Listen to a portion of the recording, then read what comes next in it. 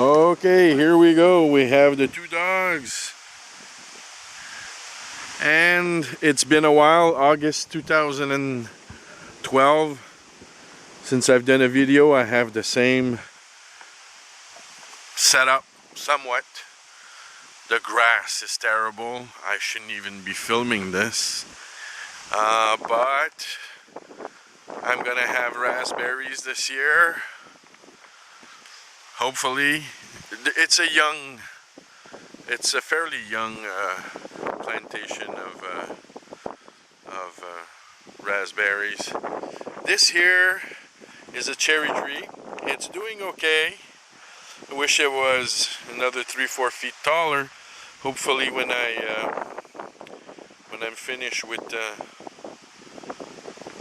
pruning after it goes dormant this fall or this winter,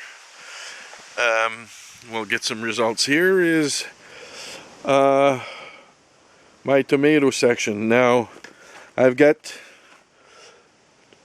carrots that are going to grow on the back there. What carrots are actually really fond of tomatoes. They help each other, repelling some of the insects that one afflicts from the other, so they work together at helping that. So the carrots are going to come out because I've just planted them. I have tomatoes here also. Now I have, as you can see, these is just to support them. In some greenhouses where your tomatoes will grow 6, 7, 8, 10, 12 and longer, maybe more in the southern United States where they have commercial greenhouses, they use something similar to this, and they give it a turn and they slide it so that the plant goes to the left and after a while goes to the right as it grows, and they do like an accordion at the bottom of the plant with the stalk, and it doesn't break. It starts taking its form, and they're not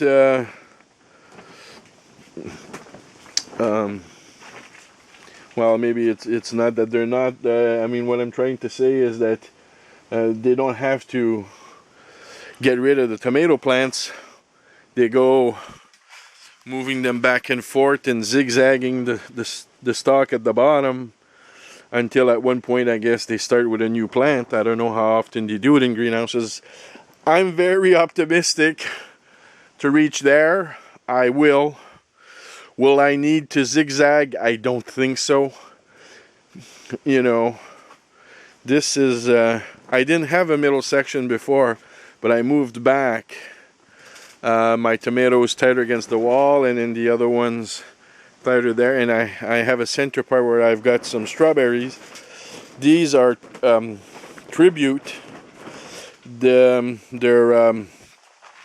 day neutral, ever bearing, so I'll have a small crop in and maybe there's a few, it's not too many, so I'm gonna have a small crop. Little by little. I've got some in a few places. I have some here. My oregano, well, it never got a break this winter. I brought it inside, so my oregano is it's ready to be cut. It's actually even going into flowers in some places. I need to cut that. Now I've got radishes growing at different weeks interval. These will be ready in maybe 7 to 10 days. Beans. I used to have beans all the way to the back, from the front to the back, but when it got to picking at the back, a lot of the beans were behind, so I decided to do just the front. Here, this is cold damage, but the new leaves are fine.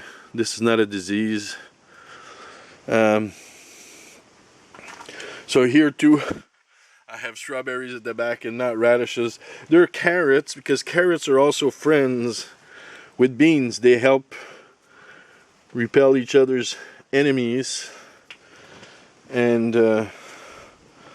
so I've planted some there, and so I filled up the space where you have the beans, a little bit of carrots, and then the radishes, which in 2 weeks from now they'll all be gone. Same thing here. I have carrots, the beans. I guess some of them didn't come up. One of them didn't come up. Plenty of time I could actually put another one. Here the radishes were just put in last night, so they're not up yet. But again, we see damages, but that's cold. We had a frost I think about 8 days ago. They were protected in here somewhat, but the spots then, you know, but the new leaves are fine. This is not a disease. Some of these things you would think have been eaten by some bugs, but not sure. I try to come here at night and see, you know, if I can find anything. So I come back out and never find anything. And, you know, so I think it's something wrong with the seed. It come up and it's kind of, I'm not really sure, to tell you the truth. I can do some research. If something starts happening with the rest of the beans, then I'm gonna start questioning it. These were tomatoes I had too much. I'm gonna have a wire up there, and again the plastic rollers to support them. Again, very optimistic. That's about 7 feet high from the ground, but these are not on the ground. So they're watered. You know, few drip here. It's the same thing. This there's holes in these, as you can see, and it waters a minute every 2 days. We'll see, you know, how wet it is down there. It's still fairly wet, even though it looks dry at the surface. These are very young strawberry plants. Some places actually grow just 1-year-old plants, because in some varieties of strawberries, they produce more on a 1-year-old plant than they would on a second, a third, and fourth year. So they just replace them all the time. Something more like the TriStar or other varieties. And yeah, this is just an ordinary car shelter. Not the tarp. That comes from Northern Greenhouse in Manitoba. You can get the size you want. 100 feet by 100 feet. They'll probably do it for you. You'll have to ship it to you on a transport. This is just the door.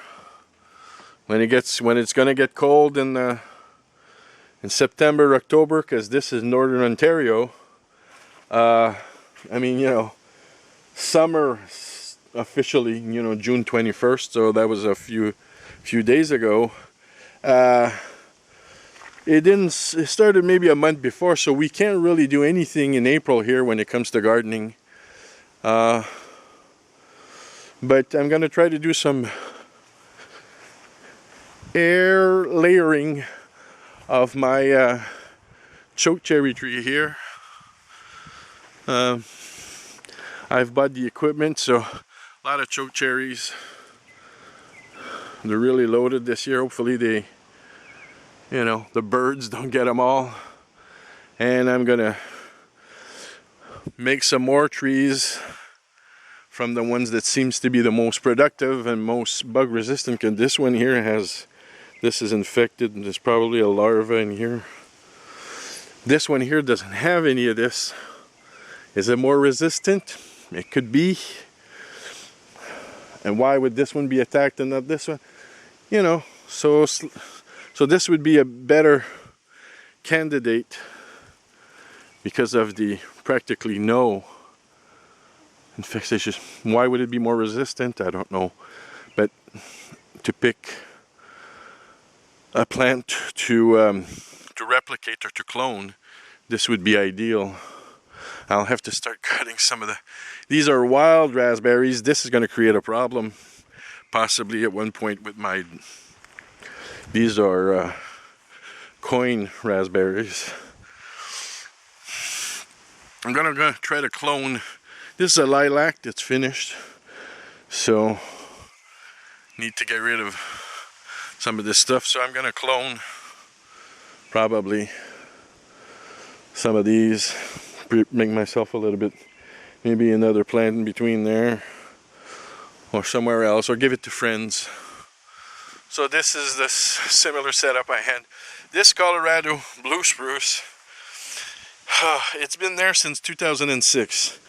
So that's like 9 years, but it was 2 inches long when I put it in. It's only grown really in the last 2 years. For 6-7 years, it practically did nothing, and now it's starting to go. So it's okay. So hopefully this will start moving further. Again, my setup with the valves. You know, some people would rather water by hand. That's fine. I leave. If I want to leave for a week, this thing will take care of itself. Watering, it waters my raspberries. But I have a water sensor, so if it rains all the time, the valve number 3 won't water the raspberries over there. It'll just skip. I have my peas are at the back. Same thing, they won't get watered if it's raining. It's an adjustable sensor. This is a small patch. I'm gonna get rid of it because I'm bringing my rhubarb here. You will not see the flowers anymore because I think that this is it's a little patch of wild strawberries, and we can't really see well. A week ago you would have seen all of the white flowers in it. You see it a little bit more here. It's a crazy place. I haven't cleaned this place because it's got a lot of wild strawberries. The flowers are ending. This is tomato cages for peas. They grab onto this and they climb. And it's basically got wild raspberries growing through this. It's made its way through the bottom. And the greenhouse, the cucumbers. I put in seeds this year. That's a mistake. I wouldn't recommend unless you're in a different zone. This is Northern Ontario. Timmins, the home of Shania Twain. Very few cucumber plants. Most of them seed that didn't come out. That one came out. And I've got the swede. They're growing outside the containers and not in the containers, but so I got set up with nets so that, but if it doesn't take off, so I started new plants. This one here has been eaten, and tonight I'm gonna have to come and chase probably a slug. It's hiding right now. It's gonna come out tonight and we're gonna kill it. I'm gonna put some copper mesh around all of these areas where plants are supposed to be, and I have enough to do this 4 or 5 times. And hopefully the slugs, well, the slugs don't really like to cross copper. Tape, this is even worse, or more efficient than tape. It's like 5 inches. It's a mesh. and it's supposed to be very efficient. There's so many things that grows in this place, but that's a shelter. Why? To control the rain. The last 5-6 years, the summers have been way too wet. Most people are not able to have a good crop of anything. Last year I had so many beans. Had people come in, friends, family. Major bumper crop every year of beans. And this year I don't see why it would be any different. Yeah, should do well. We're still in June. I got flowers. Some of them have set. The plants are still small, but a week ago they were so much smaller. They're growing really fast. Yeah, the back end there is not, can't open and close that car shelter door. It's a piece that doesn't fit there. Made it fit there. So this is my little setup. There are different ways of doing this. This is my way. It's not the only way. Some people say this is a major expense of, for me it's the learning process of gardening, but also of maintaining the gardening, the watering and everything else. These containers are attached together with stuff like this, but this is, I can remove it. So in the fall I'm going to bring these containers to a place that gathers a lot of snow, because here December it starts snowing, it starts getting cold. January, February, these containers with the plants here, the crowns of these strawberries would all die. I know last year I left the container in, they all died. But underneath the 2.5, 3, 4 feet of snow we have here, and sometimes more with the drifts, they'll protect. My cherry tree was protected last year. It had lots of snow above. This will be, and each one will be separated, be easy to move with my bad back. Each little container, one by one. And the other containers, well, it doesn't really matter. They're tomatoes, the plants will be removed, and the other ones stay there. And the good thing about it is, come the spring, March, April, it starts getting hot. You don't water in here. The water's turned off. The earth gets really dry. It's almost like a process of solarization. I can put a plastic over this and bake it if I get enough sun. Kind of kills a lot of the stuff. As you can see, there's not a whole lot of weeds in here. I mean, these are carrots. They're not, carrots didn't do well. But there's no weeds in here, because nothing can come in protected. Because a lot of the weeds don't necessarily come from underneath. Airborne. You have a lot more airborne weeds around here than anything else. So this type of a setup protects from the rain, protects from the weeds.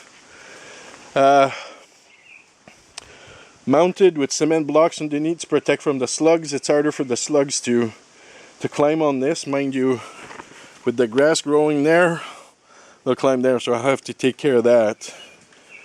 But not too concerned in the middle here. Slugs don't go for tomatoes anyway. We have a lot less bugs than they do in the United States because of the climate we have. But those we have, they can easily decimate. Last year I had something, my carrots, these big caterpillars, they were eating everything. So I had to take care of that.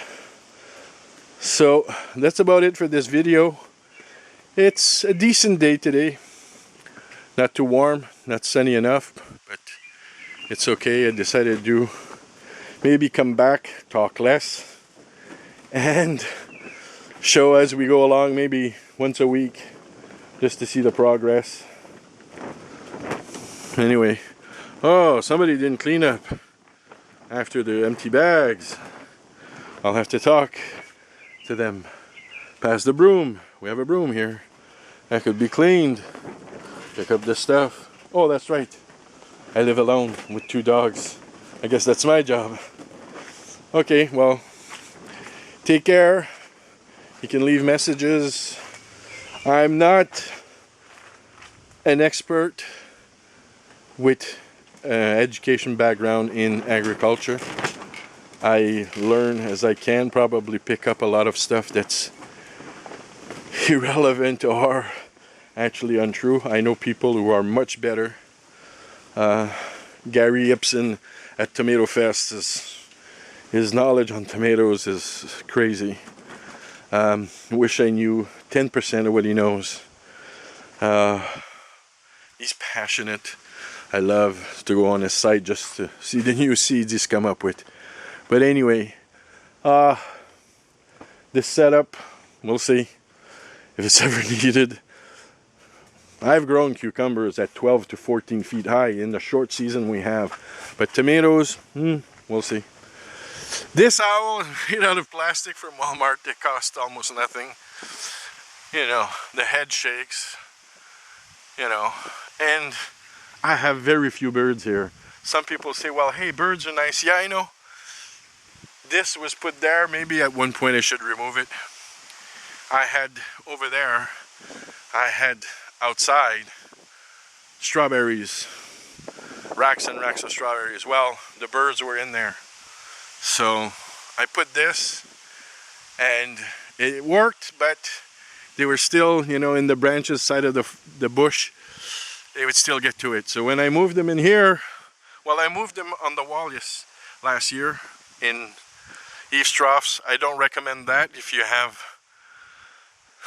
summers that are mostly rainy, because here it seems to become, or to have become, the standard. Summers are wetter, there's more rain, so this collected way too much in water. Well, I mean, there's holes in them. There's holes everywhere in them. And I put a watering system in there that I never really had to use, but they weren't,